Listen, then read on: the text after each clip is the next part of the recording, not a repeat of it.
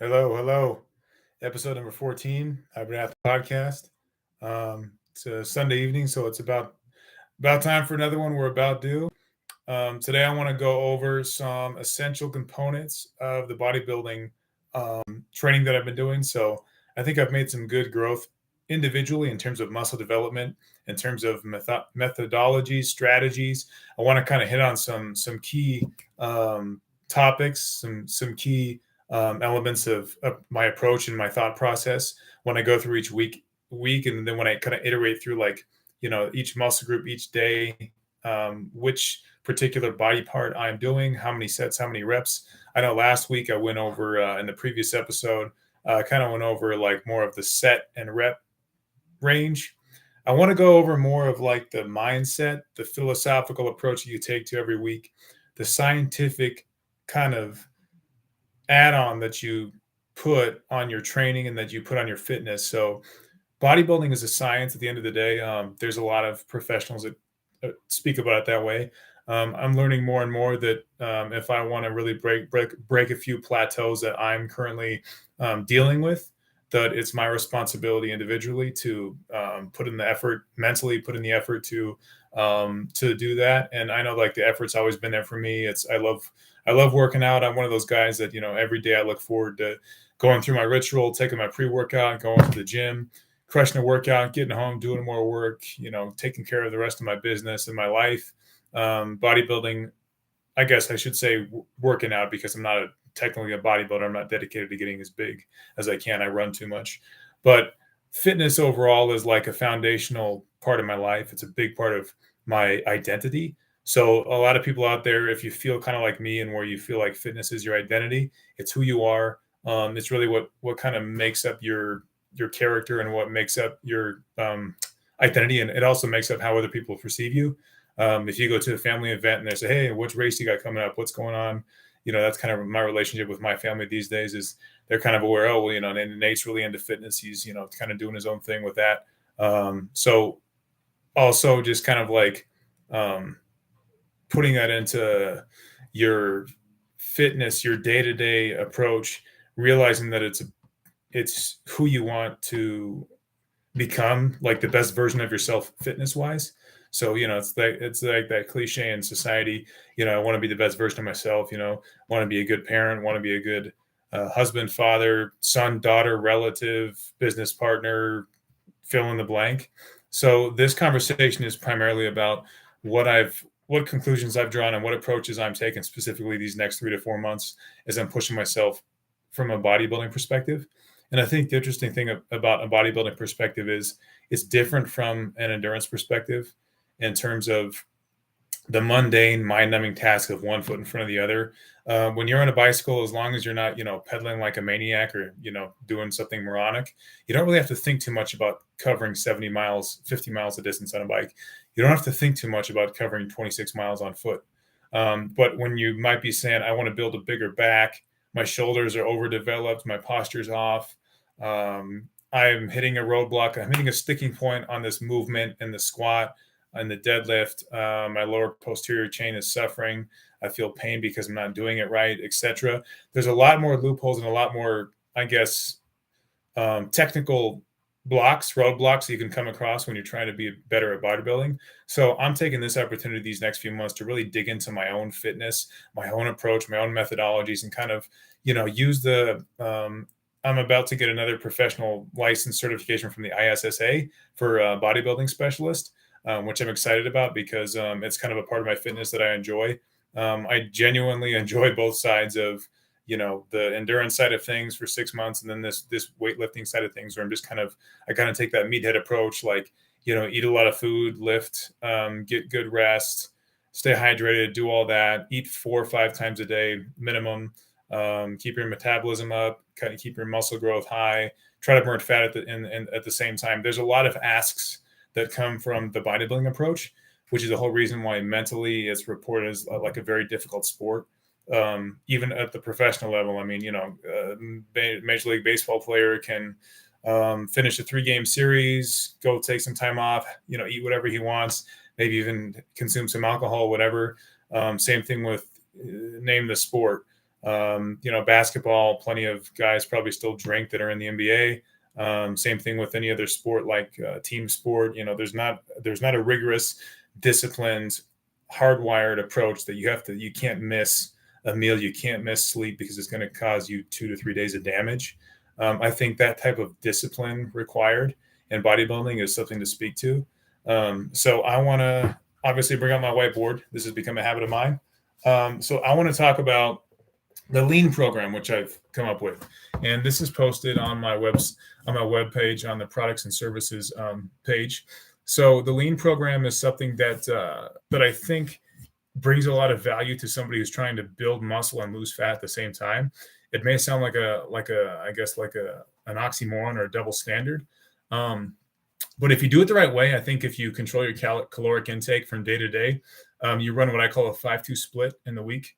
So basically that's 5 days of a slight caloric restriction and then 2 days of kind of like a refeed with high carbs. And those 2 refeed days are built around your highest intensity workout days. So maybe like a leg day, you eat more, maybe like a heavy back day or like a chest day if you're really trying to build your chest.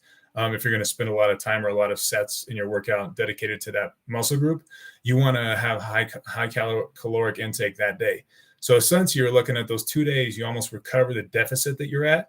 And a healthy deficit is about 2 calories per pound of body weight. So I weigh 185 pounds right now. So that'd be 370 calories less consumed each day. And you do the math on that, that can be done in multiple ways. That can be done in a cup and a half of rice. That can be done with 2 tablespoons of peanut butter. That can be done with an extra protein shake that's removed. If I have 2 protein shakes in a day to get to 4,800 calories, which I'm doing now, I'll take away a protein shake Monday through Thursday, whatever it is, specific for the days in which I'm doing a specific workout. But you get the idea. So that's where the methodological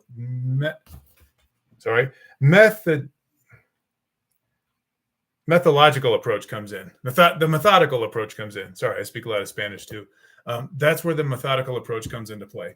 So what you want to do is you basically just want to figure out what recovery methods, what discipline methods, like get your clothes laid out before the next day. I spoke about this in, I think, episode 5. But lay out your clothes, get your alarm set if you're going to work out early, no snooze button. Obviously, there's plenty of videos on that, motivational videos. Wake up. So do those things, get everything lined up, be methodical also with how you recover, with how you set up your meals and how you basically set up your life around the workout so that the other things fall into play. So this being instinctual, that basically boils down to the design of the workout for that day. So Phil Heath actually has done several interviews. He's a 7-time Mr. Olympia, one of the greatest bodybuilders of all time. He does interviews where he explicitly says, I might go into the gym and say, I'm going to do back. And I end up doing an hour of arms because instinctually he might feel maybe he deadlifted yesterday, back's not fresh, arms feel good. He's feeling like, if you do a dynamic warm-up, if you kind of pre-exhaust workout means basically you work a small muscle group before getting into, you generate blood flow before going into a heavy compound lift. And then post-exhaust workout would mean first you do the compound lift and then you finish with isolated movements, smaller muscle groups. So they're just flipped. But basically his point is if you do intrinsic lifting, you're always going to get the most out of each workout, which is basically the efficiency variable that is increased. So I use the back example with Phil Heath. Another example is even sets and repetitions and intensity. Say, for example, you feel like you can't hold the same intensity.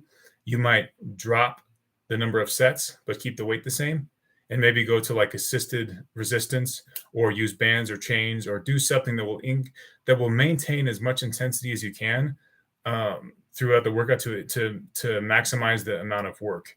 So mathematically, if you do more sets if you do more reps per set, but you have a lower weight, you want to keep that weight and rep number as high as you can. And there's different methodologies and instinctual training that can keep you maniacal, basically meaning like you keep that heavy, intense intensity for the whole workout and you don't lose any intensity. You don't lose any opportunity to put the most work into the workout. You're tearing down everything to rebuild it. That's what bodybuilding is.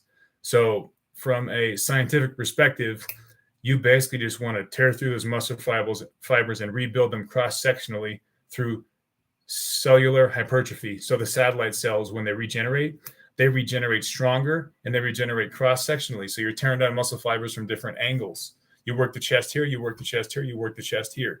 You don't just work the chest here all the time. You don't just do front squats for quads. You do leg machine for quads. You don't just do hack squat for at a specific, foot angle for hamstrings. You do lying down hamstring curls.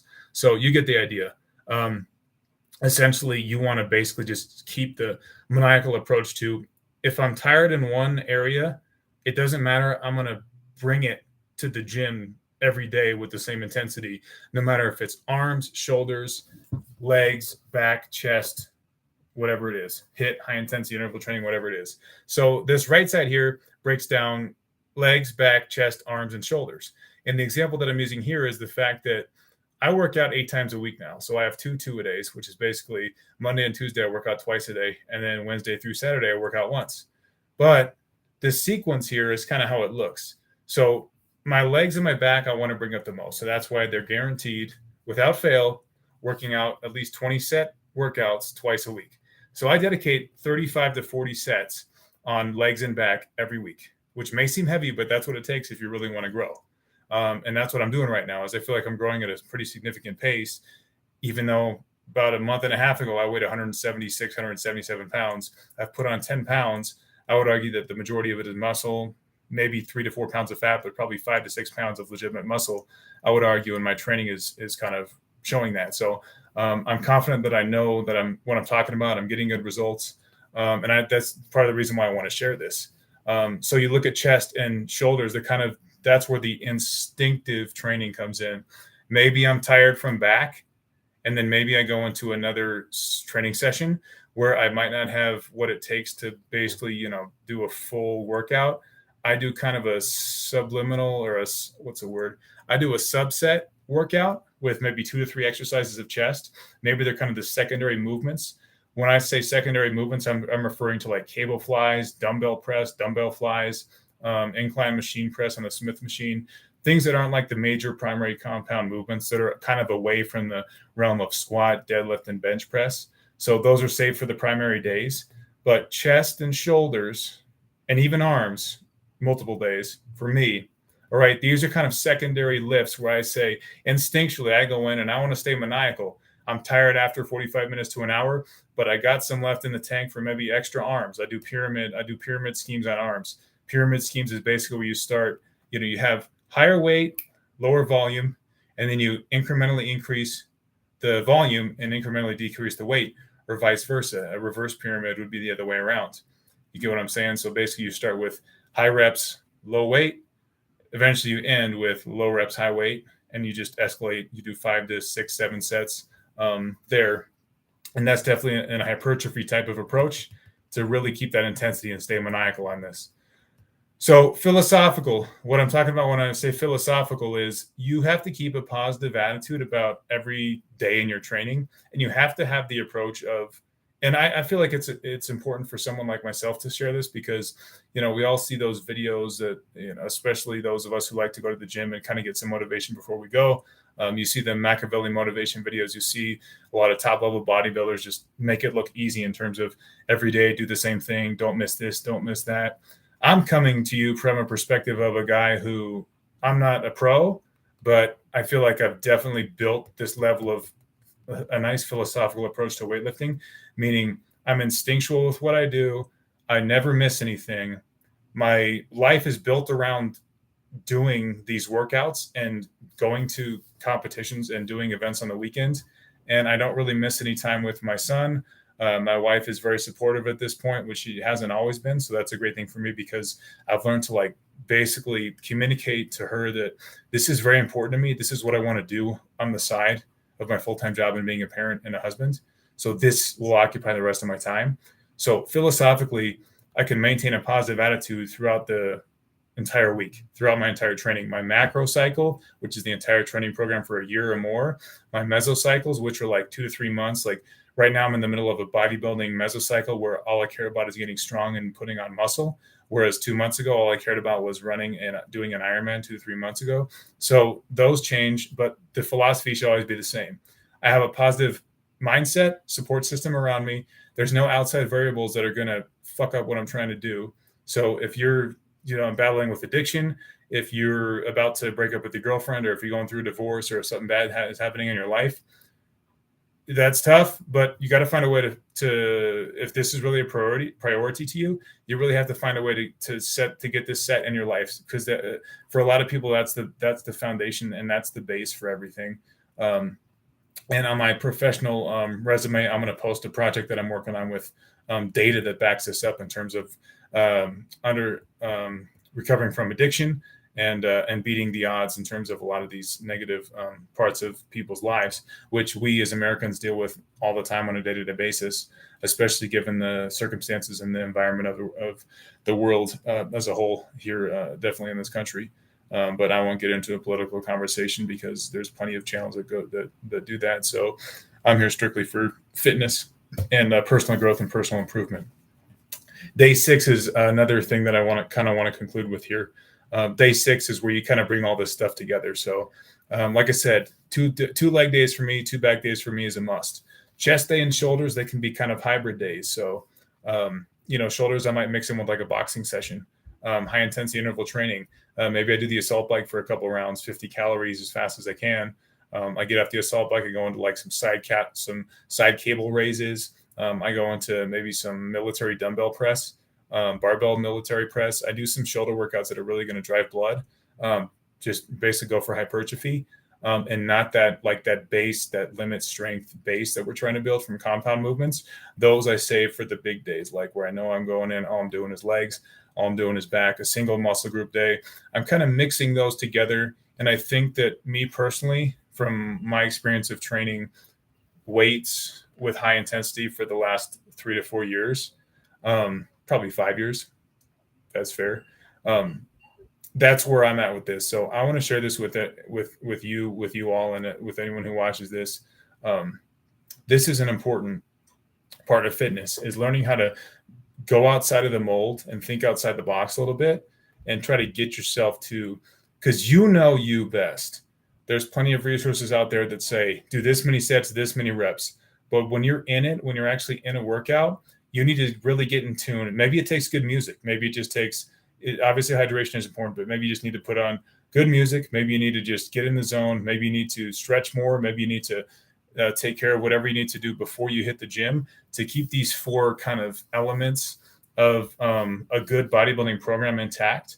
Obviously, intensity is a primary driver. I was able to meet Branch Warren in person a couple of weeks ago, which is fantastic. It's an honor to meet that guy. And obviously his big thing is intensity. So, there's plenty of resources out there, no matter what level you're at, that say, keep the intensity, be instinctual too. These are common elements of good bodybuilding programs. They're not necessarily applicable to endurance, but I wanted to make this video strictly because I'm in the middle of a bodybuilding program, and I'm trying to take on a few clients that are focused on increasing their bodybuilding physique and their strength overall. So I think this is valuable information for anyone who's trying to accomplish something along those lines. Last thing I'll say, for the 6-day workout, that's really where you kind of maybe you're going to be approaching your day off, so your off day. If you have a 3-2 split, so three on, 1 off, 2 on, 1 off, this would be the second day before you're off the second time. So you go 3 on, 1 off, 1 day, and then this day is like the random kind of dealer's choice day. Maybe you missed a couple exercises that were important for back. Hit a back workout, mix it with some arms, do whatever. Get some more cardio in, some more like high intensity cardio. Maybe do some sprints. Maybe do a sled push for legs. Do some jump rope. I did jump rope a couple of weeks ago because I'm getting into boxing. I'm boxing like 2 days a week now. So boxing is pretty fun. It's a great workout. 15 minutes will be very intense as long as you keep the intensity on each round. Give yourself, 30, 45 second break, go back to the bag, do it again, alternate between power rounds and technique rounds. I've probably said it 3 or 4 times this last month, but boxing builds symmetry and it builds balance in your kind of your posture and in your athleticism. So there's nothing but good benefits that come from boxing, and you really can't hurt yourself. You can't get injured as long as you don't jump in the ring with somebody. You're fine. So I think that's about all I have for this week. This was an important week for me just in terms of kind of growing physically, and I feel like I'm making some good progress, and I'm looking forward to continuing that progress and kind of reaching a new level of the transition from endurance into weightlifting and vice versa. So this will be like my second full year of, I'm going to go like complete my first full year of like premeditated approach to this, where I'm documenting what I'm doing. I'm paying more attention to my diet. So this year was done. I did a full kind of weightlifting. After the 2022 Ironman, I said, okay, I'm going to do this. Now the 2023 Ironman concluded 2 months ago. Now I'm all in on the bodybuilding. I'm going to execute a 5-6 month, bulk phase. Then I'm going to go into a cut endurance phase, and I'm going to do it again the second time. And I'm super confident that the second time I'm going to make some legitimate progress. You really have to visualize, and envision everything that happens in your life. There's been some psychological studies. There was one that came out in 2009, I think, or 2012. And it just said like the people who, if they're asked to execute like a mundane task, like a repetitive task, like maybe fold a burrito or something, and then there's evidence, or there's it's connected to their brain, like the electromagnetic signals in their brain are tracked, and that shows that they visualize or they premeditate what they're going to do before even doing it. They execute it a lot better. There's like a 25% increase in performance in the real world when you actually have to do something. So if you're sitting at home doing nothing and you're mindlessly scrolling, or if you're worried about you're paying your bills, or you're worried about maybe your girlfriend's mad at you, whatever the hell it is, instead maybe you could just think positively about how you're going to execute the next workout.